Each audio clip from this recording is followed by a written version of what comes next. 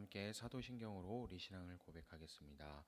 전능하사 천지를 만드신 하나님 아버지를 내가 믿사오며 그 외아들 우리 주 예수 그리스도를 믿사오니 이는 성령으로 잉태하사 동정녀 마리아에게 나시고 본디오 빌라도에게 고난을 받으사 십자가에 못 박혀 죽으시고 장사한 지 사흘 만에 죽은 자 가운데서 다시 살아나시며 하늘에 오르사 전능하신 하나님 우편에 앉아 계시다가 저리로서 산자와 죽은 자를 심판하러 오시리라.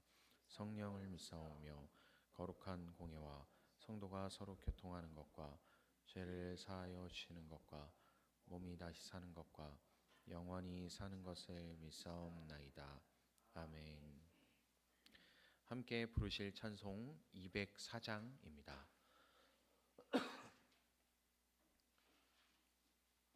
찬송가 204장 주의 말씀 듣고서입니다.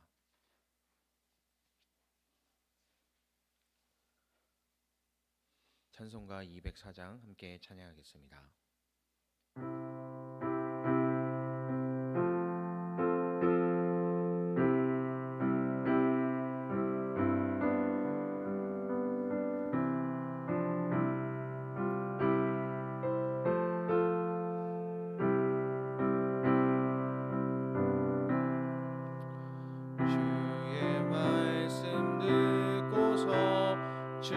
준행하는 자는 반석 위에 터닫고 집을 지음 같아.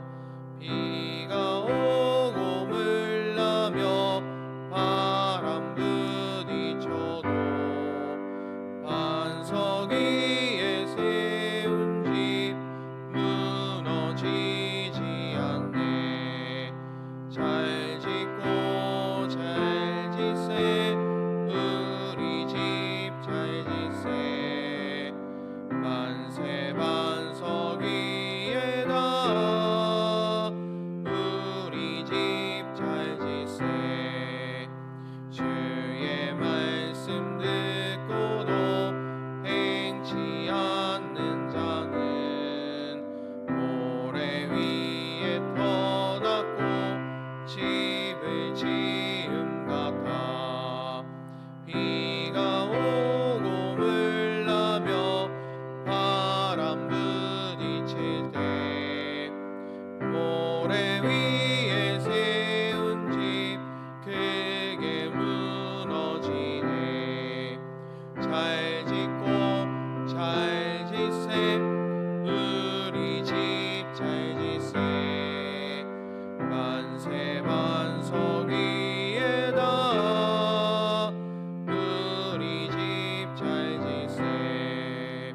세상 모든 사람들 집을 짓는 자니 반석 위가 아니면 모래 위에 짓네. 우리 구주 오셔서 지은 상을 줄 때 세운 공로 따라서 영영상 벌 주리. 잘 짓고 잘 짓세 우리 집 잘 짓세. 만세 반석 위에다 우리 집 잘 짓세. 아멘. 함께 말씀 보도록 하겠습니다. 오늘 우리에게 주시는 하나님의 말씀은 출애굽기 22장 21절 22절 말씀입니다. 구약성경 105페이지 출애굽기 22장 21절 22절 말씀입니다. 출애굽기 22장 21절 22절 함께 읽겠습니다. 너희는 너희에게 몸부쳐 사는 나그네를 학대하거나 억압해서는 안 된다. 너희도 이집트 땅에서 몸부쳐 살던 나그네였다. 너희는 과부나 고아를 괴롭히면 안 된다. 아멘. 할렐루야. 성령 하나님께서 이 시간도 우리와 함께 하심을 믿습니다. 이른 새벽에 하나님 앞에 나온 모든 우리 교우들을 주님의 이름으로 축복합니다. 하루를 시작하는 이 시간에 어둠을 뚫고 가장 먼저 주님을 만나기 위해서 이 자리에 나온 우리의 마음을 하나님께서 아시고 기뻐 받으실 줄 믿습니다. 오늘 말씀을 통해서 한없이 연약한 우리의 인생을 돌보시고 책임지시는 하나님을 경험할 수 있게 되기를 주님의 이름으로 축복합니다. 오늘 본문은 우리가 함께 읽은 본문이 2절밖에 되지 않는 짧은 말씀이지만 이 안에 하나님의 뜨거운 마음이 고스란히 담겨 있는 것을 볼 수 있습니다. 하나님께서 가장 관심을 기울이는 사람이 어떤 사람들인지, 하나님의 백성이 또한 이 말씀을 통해서 어떻게 살아야 할지가 이 짧은 말씀 속에 분명하게 드러나기 때문이죠. 하나님이 지목하신 사람들을 한번 보시기를 바랍니다. 몸부쳐 사는 나그네, 그리고 과부, 그리고 또한 고아입니다. 이들의 공통점은 그 시대에 가장 약하고 보호받지 못하고 그리고 쉽게 무시당하는 그런 사람들이었다는 그런 공통점이 있습니다.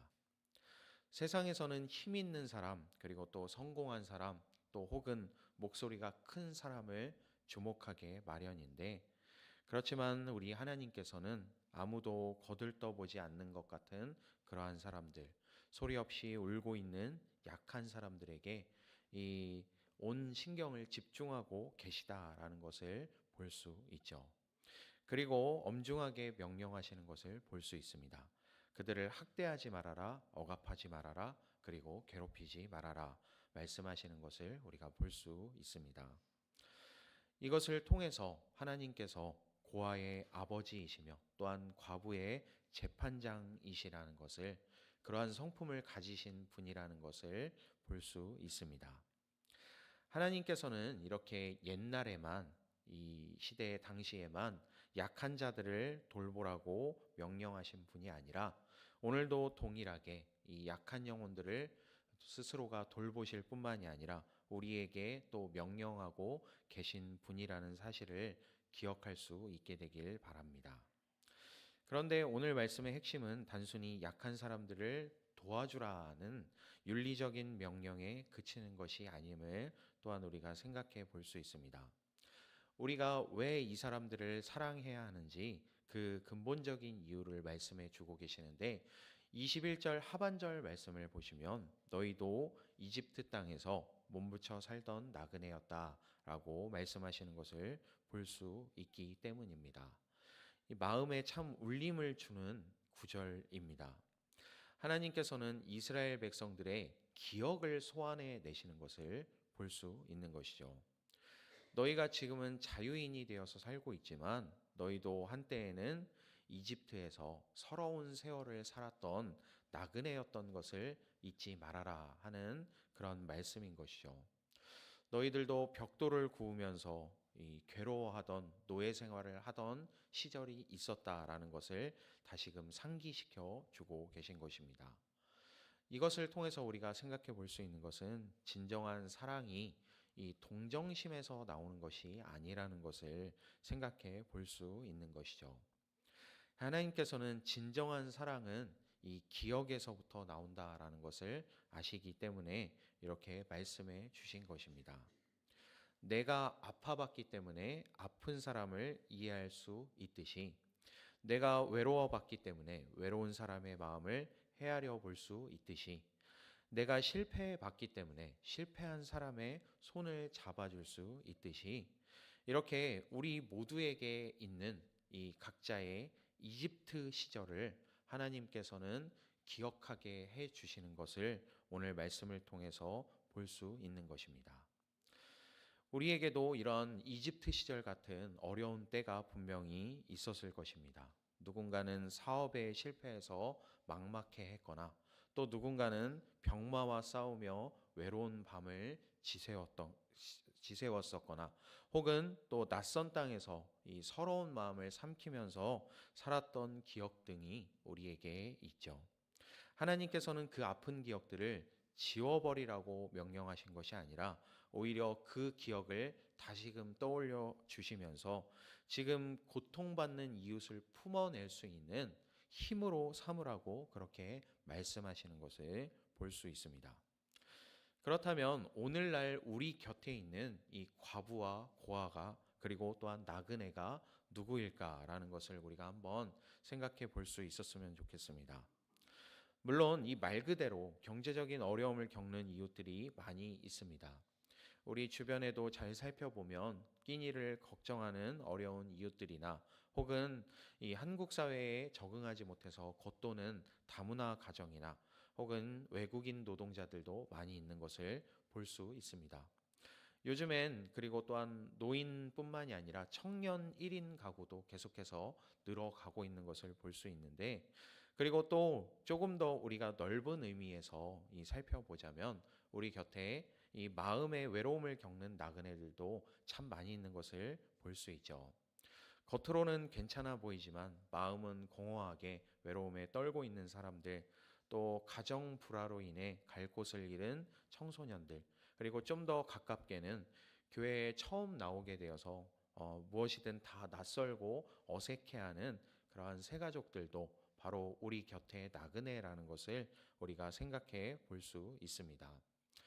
교회 안에서조차 소외를 느끼는 그런 성도들을 볼 때 참 안타까운 마음이 큰데, 그 끼리끼리 뭉친 그 그룹에 들어가지 못해서 겉도는 분들이나 또 남모르는 아픔이 있어도 털어놓을 것이 없이 혼자 사귀는 분들, 그런 분들이 바로 오늘날 우리가 품어야 할 우리의 가장 가까운 나그네들이 아닐까라는 생각을 해보게 됩니다.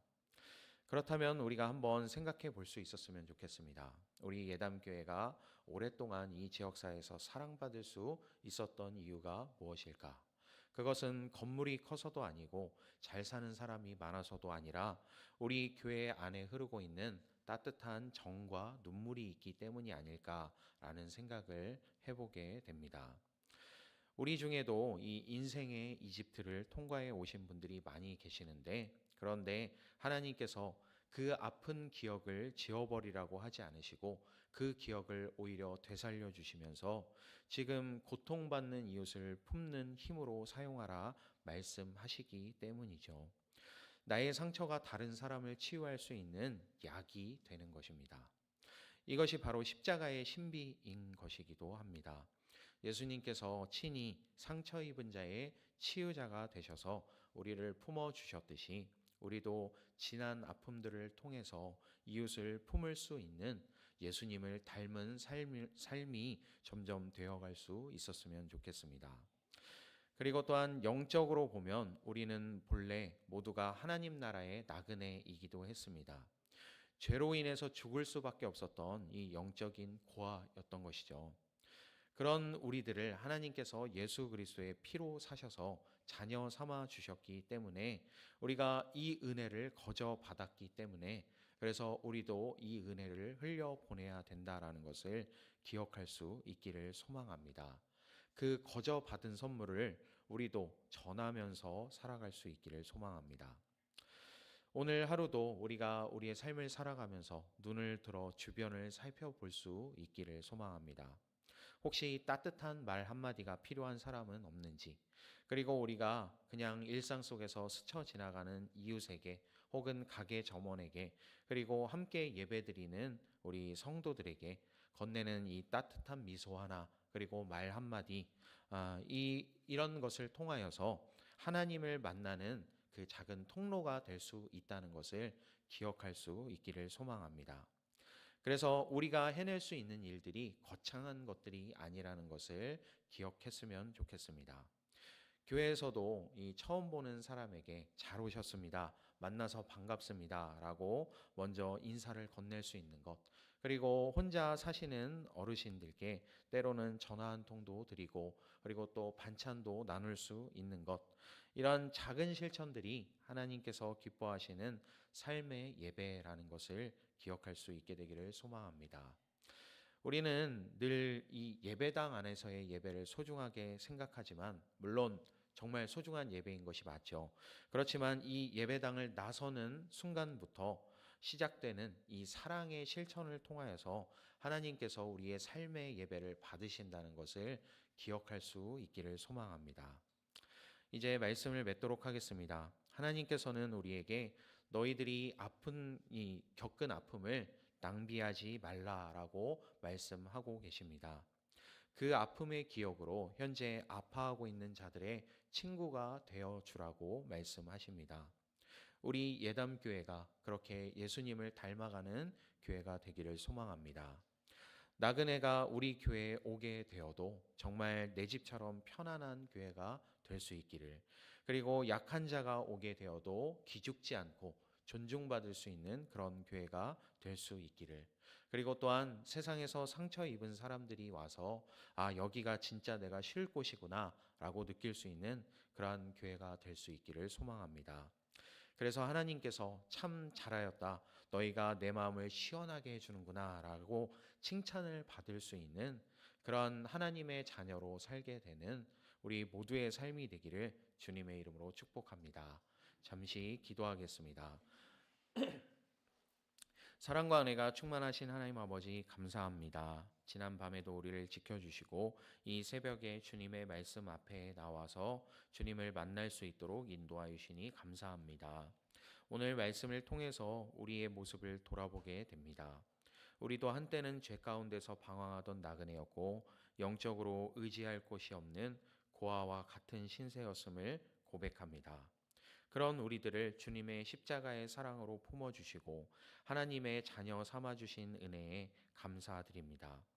그렇지만 우리가 그 은혜를 너무 자주 잊고 살지는 않았는지 생각해 보게 됩니다. 너희도 나그네였다 하시는 주님의 음성 앞에서 부끄러운 마음에 고개를 숙일 수밖에 없는데, 우리에게 긍휼의 마음을 부어 주시옵시고 우리의 과거의 아픔들이 쓴뿌리가 되는 것이 아니라 이웃을 이해하고 품어내고 사랑할 수 있는 그러한 원동력이 될 수 있도록 축복하여 주시옵소서. 오늘 우리가 만나는 모든 사람들에게 예수님의 따뜻한 시선을 전할 수 있는 하루가 되게 하여 주시고, 그리고 우리의 작은 친절이 누군가에게는 오늘을 살아갈 수 있는 힘이 되게 하여 주시옵소서. 우리의 예담교회가 세상의 모든 나그네와 약한 자들이 깃들어 쉴 수 있는 따뜻한 둥지가 될 수 있도록 주님 축복하여 주시옵소서. 우리 주 예수 그리스도의 이름으로 기도합니다. 아멘. 하늘에 계신 우리 아버지여, 이름이 거룩히 여김을 받으시오며 나라에 임하옵시며 뜻이 하늘에서 이룬 것 같이 땅에서도 이루어지이다. 오늘날 우리에게 일용할 양식을 주옵시고 우리가 우리에게 죄 지은 자를 사하여 준 것 같이 우리 죄를 사하여 주옵시고 우리를 시험에 들게 하지 마옵시고 다만 악에서 구하옵소서. 내게 나라와 권세와 영광이 아버지께 영원히 있사옵나이다. 아멘.